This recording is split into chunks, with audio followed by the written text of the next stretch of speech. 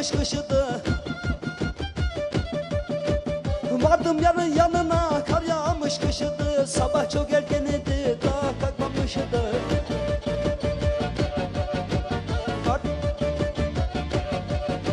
Sabah çok erken idi, daha kalkmamış idi. Girdim odacığına, bölmedim uykusunu. Anam başıma vurdu, kırmaç kalavlusunu. Anam başıma vurdu, kırmaç kalavlusunu.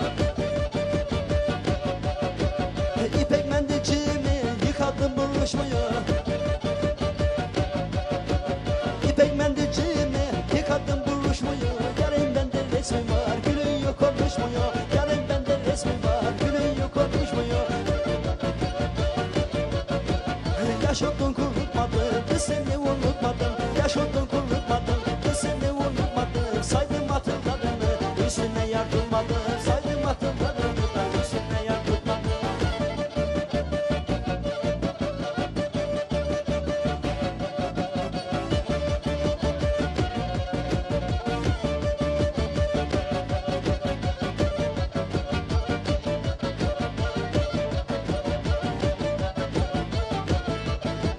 Uçan kuş tutulur mu da sevda unutulur mu?